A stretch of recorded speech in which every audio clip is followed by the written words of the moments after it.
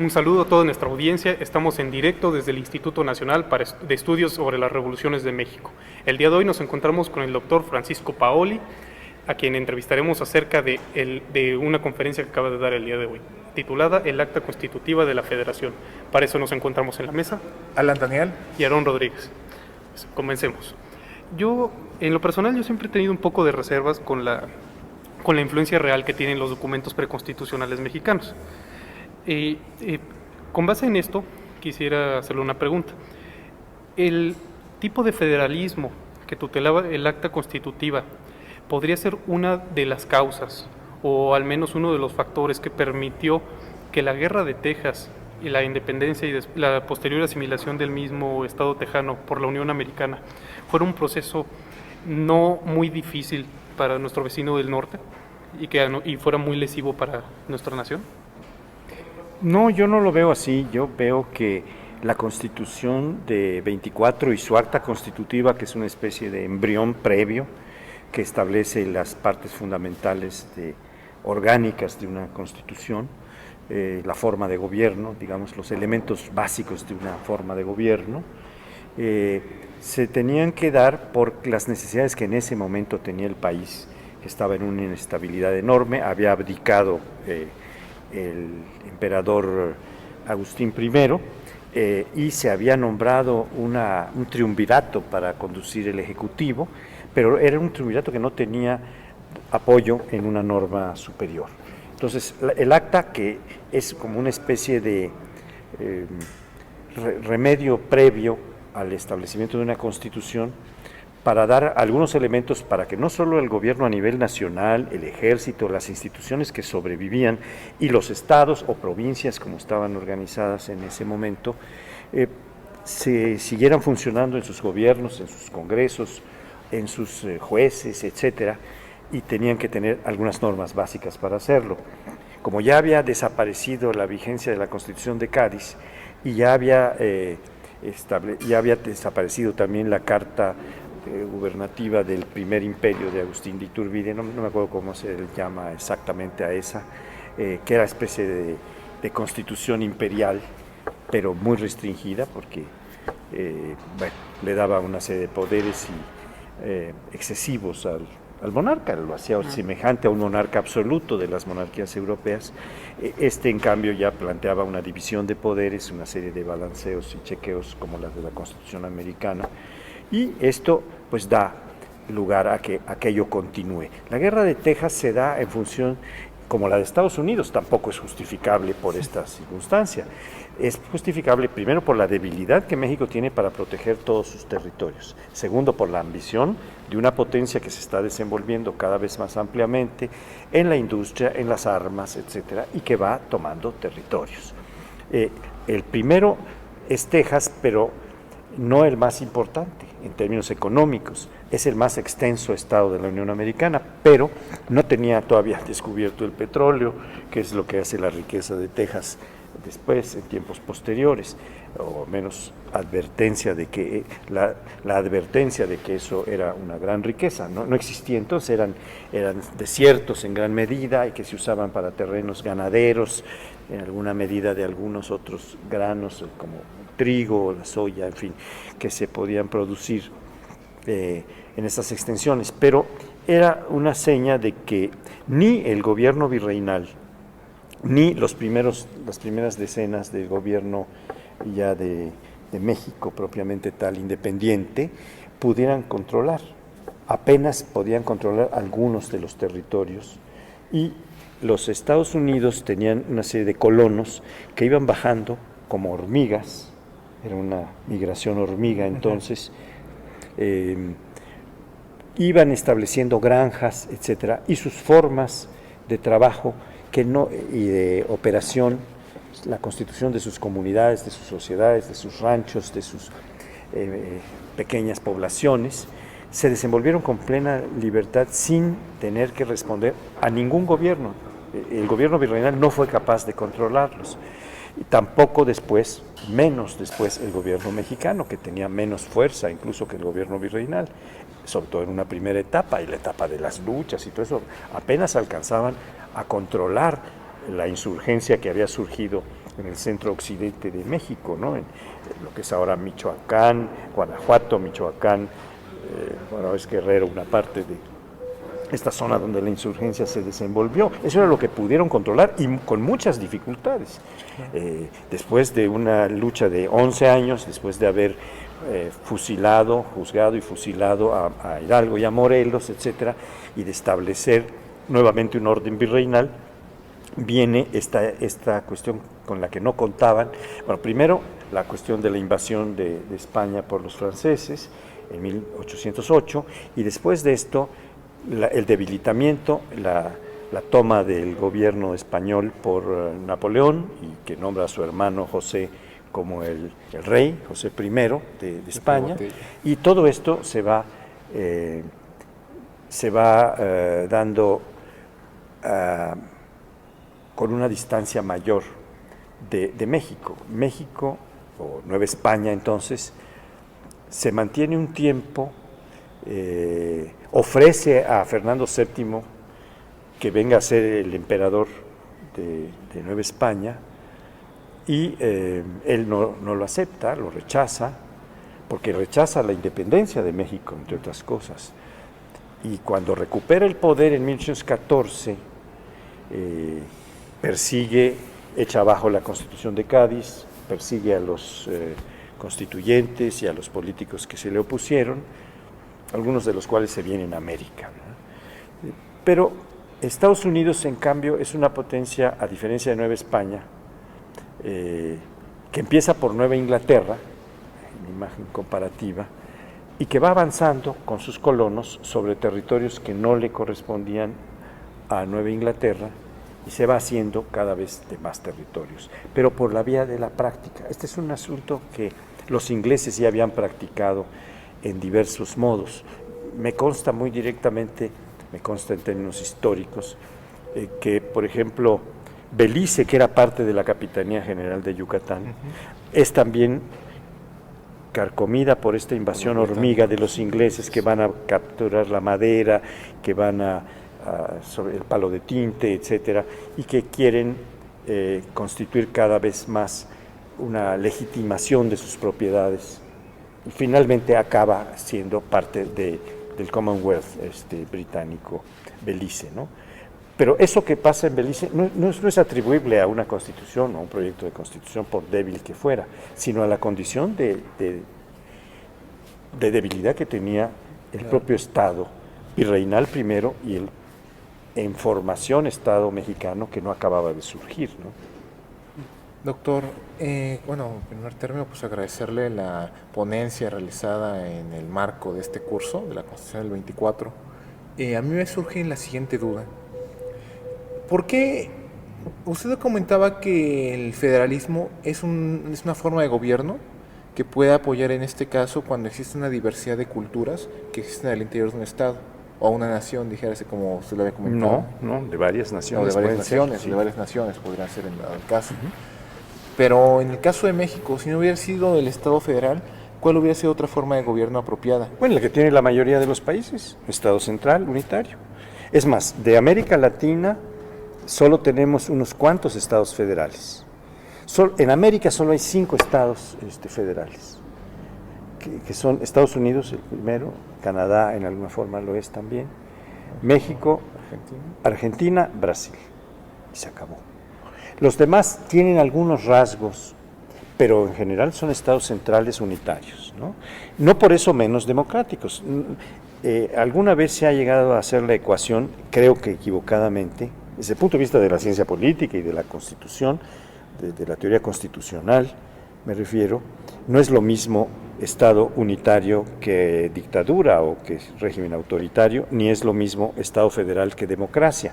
Pero para México, en algunos periodos de la historia, esto llegó a ser identificado así, una posición bastante maniquea, bastante dicotómica, en donde estaba lo bueno y lo malo, ¿no? Lo bueno era lo federal para algunos y lo bueno era lo central para otros, y entonces lo malo era lo contrario. Pero no es que los estados centrales sean necesariamente antidemocráticos, al contrario. Claro, hay una cierta perspectiva de la democracia que es más propicia con un estado federal. Si la democracia se entiende como la unión de lo diverso, pero no solo una mera unión, sino el respeto, la tolerancia, la consideración igual para lo que es distinto en términos de derechos, ¿no? Y eso es lo que pasa en los distintos estados federales, pero cada quien adopta formas diversas, como les decía, de los países existentes en la actualidad en el mundo, solo 25 tienen estados federales, sí, porque es muy difícil de manejar, tiene una complejidad especial, y en diseñar bien un estado federal, que es lo que decía finalmente Fray Servando, ¿no? Tomen en cuenta nuestra propia realidad para ver el gobierno que debe tener. No se puede tomar de otra realidad que es totalmente diversa a la nuestra. Esto es un poco pues mi comentario al suyo. En su opinión, ¿podríamos hablar de que, pese a que materialmente el Estado mexicano tiende a crear más instituciones de la federación en lugar de instituciones locales, podemos considerar que nosotros tenemos como un presupuesto cultural al federalismo, aunque materialmente se aparte un poco de la realidad? No un poco, muchísimo. De hecho, en el mismo discurso de Fray Servando, hay un momento en que él dice: me están ustedes implicando, pues está respondiendo a otros que no comenta en forma directa, de que yo estoy proponiendo un federalismo que sea de fachada, no lo dicen esos términos, pero más o menos, y que realmente tengamos un centralismo. Dijo, no, lo que pasa es que hay distintos tipos de federalismo. Entonces empieza a decir, unos que tienen una capacidad centralizadora mayor y otros menor. Y luego cuando comenta en su discurso, que aquí leí algunos trozos, de cómo habían operado Venezuela, Colombia y Argentina en términos de volverse federales, y cómo habían tenido que recular, de irse para atrás y recentralizar algunas funciones. México estaba no aprovechando esa experiencia y se estaba tirando de bruces sobre un federalismo como el de Estados Unidos, que no era el que le correspondía, sin tomar en cuenta unas realidades que son mucho más cercanas a las nuestras de América Latina. Bueno, no lo dicen esos términos, pero actualizando la terminología, como las que experimentaron Venezuela, Colombia y Argentina, que habían regresado. De hecho, Colombia regresó a tal punto que no se constituyó en una república federal, aunque tenga muchos elementos de federalismo. Si ustedes hablan con los constitucionalistas colombianos, van a ver cómo hay muchos elementos de federalismo, pero están integrados formalmente como un Estado unitario central, ¿no? En fin, ¿qué es lo que pasó en la realidad? Lo que pasó en la realidad es que los presidentes de la República, sobre todo cuando ya fueron más fuertes, como en el caso de don Porfirio antes de la Revolución y de los presidentes posrevolucionarios, pues eran presidentes que operaban exactamente como en un Estado central, nombraban a los gobernadores, no permitían que se eligieran, ¿no? Como en Estados Unidos pasa. Y eso siguió siendo hasta que se perdió la presidencia de la República, tal vez un poco antes empezó a cambiar esto, pero pues ese es un asunto de análisis que va más al análisis político que al jurídico, porque podemos ver, o hablamos de lo jurídico material, no formal, en lo que materialmente somos mucho más un Estado central, y cada vez que alguna institución tiene un problema, lo que tendemos es a centralizarla, y esto es a centralizar. Miren lo que está pasando en Michoacán, que ha desaparecido prácticamente el gobierno local, que casi es inexistente, como el gobernador mismo, que está ya muy desvanecido por su salud, pero han nombrado a un, no le llaman gobernador, pero está actuando como un gobernador. Es más, le da posesión a unas guardias que se llaman ahora las llamaron guardias rurales. Sí, es cierto. Y las definen como una fuerza de la policía estatal, del estado de Michoacán, y les va a dar posesión un funcionario federal. Bueno, resulta hasta grotesco en algunos momentos. Ahora vamos a ver qué pasa con el plan de Tamaulipas, que se acaba de anunciar ayer, y también vamos a ver qué pasa con otras cuestiones que van tendiendo a una centralización en la práctica. Y de esta experiencia venimos de muy atrás. Cuando se quiere evitar una dispersión en materia educativa, por ejemplo, que va separando y no dando una cultura igual al conjunto de los educandos del país, se centraliza la educación pública. Esto lo hace Vasconcelos en 1921. Y le llama a eso la federalización. Le llaman a eso la federalización de la educación. El federalismo se traducía en Sí, centralismo. y era una centralización. Sí, era en la asunción de Todos los planes de recursos, estudio eran de definidos por la federación. sola autoridad de la Secretaría de Educación, etc. Cuando empieza a haber problemas muy serios de facultades en materia laboral, por ejemplo, porque en los estados se corrompían, no tenían capacidad suficiente, entonces pasan algunas materias sobre las que intervenía la federación, sobre las que estaban reservadas a los estados y se las entregan a la federación. Entonces las juntas de conciliación y arbitraje federales van creciendo en facultades, la ley federal del trabajo les va dando cada vez y se las va quitando a los estados. Eso es un proceso, le llaman federalización. Hagan federales. Cuando ahora el IFE existen unas, ¿no? Tiene problemas porque los gobernadores están interviniendo y dicen, no, que les quiten a los gobernadores la facultad, Sí. o que les quiten la posibilidad siquiera de decidir. Y el primer planteamiento es que desaparezcan los institutos estatales electorales, ¿no? Claro.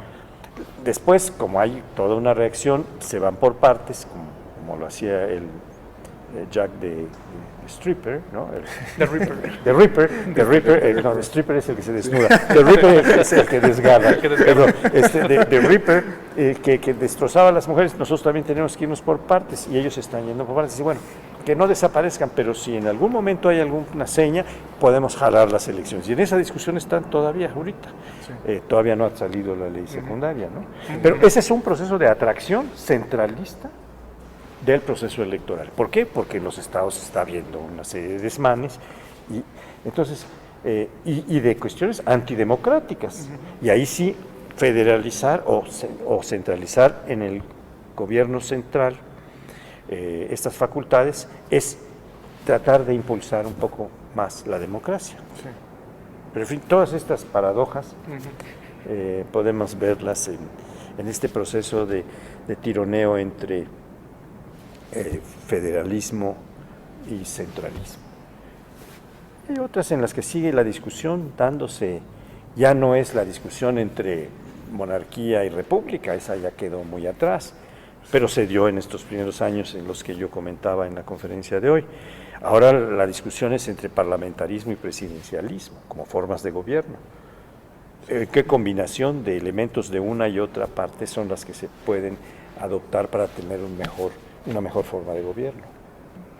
Estamos otra vez en la discusión que parece interminable. Los seres humanos nacimos y morimos para discutir. Y más que nada en una nación tan sui generis como es la nuestra. Y diverso. Bueno, con 56 etnias reconocidas, con una variedad enorme de culturas y subculturas, con una economía también muy distinta de región a región, en donde hacia el norte hay una mejor realización de la economía, en cualquier terreno, en el agrícola, en el industrial, en el de los servicios, en el centro más o menos intermedio, y en el sur estamos totalmente agrícolas, o fundamentalmente agrícolas, con las grandes masas campesinas e indígenas que están habitando el sur, y hacen pues naciones distintas en realidad.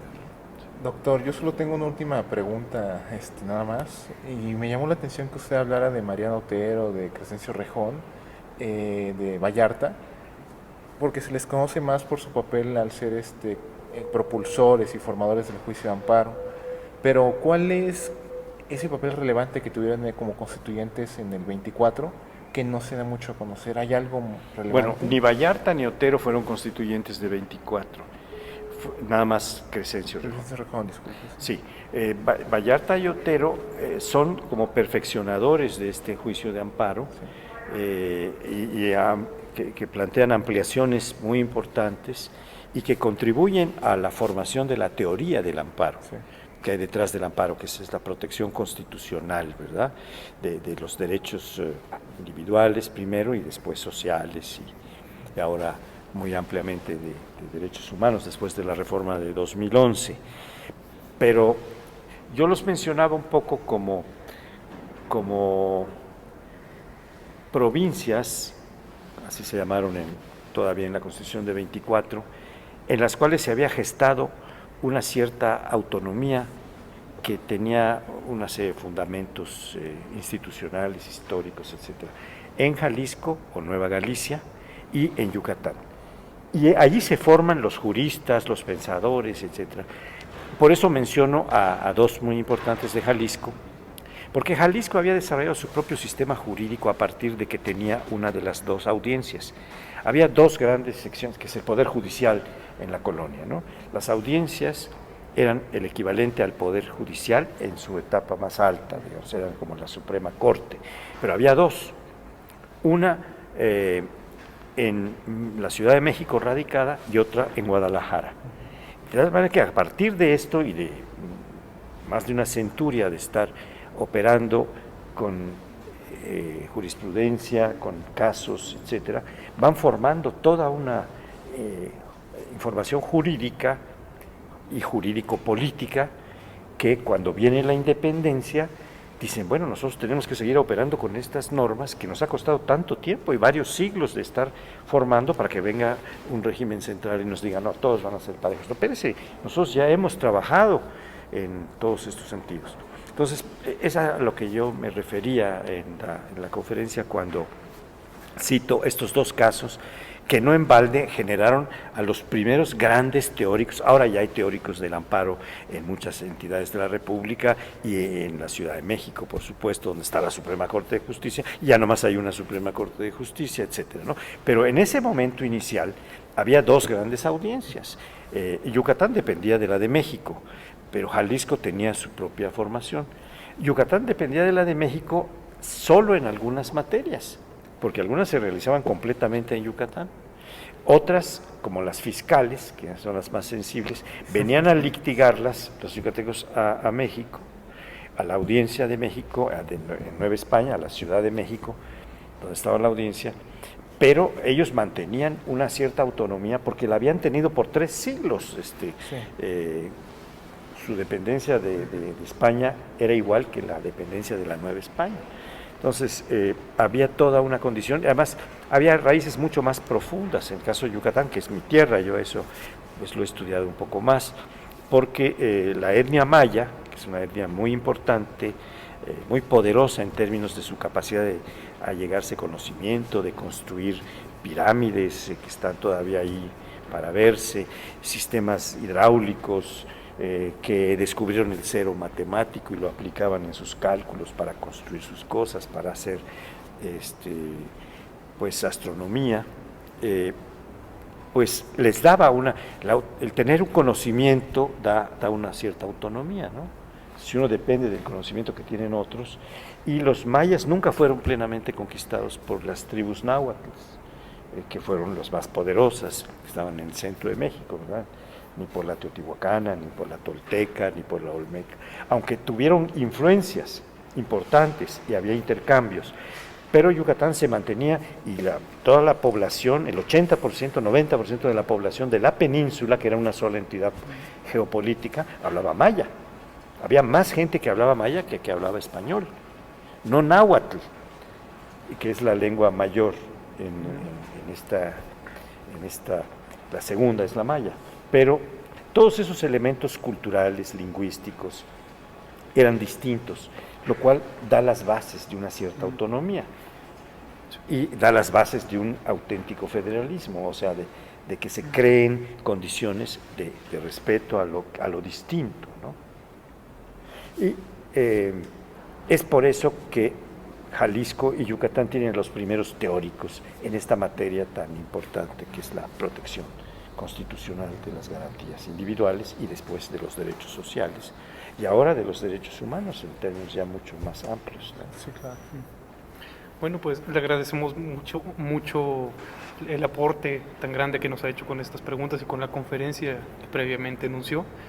pues no nos queda más que invitarlos a visitar la página del proyecto oficial en Facebook, a sintonizarnos en nuestro streaming en vivo a través de Spreaker y a visitar cada uno de los podcasts que tenemos en gran variedad de materias. Hasta luego.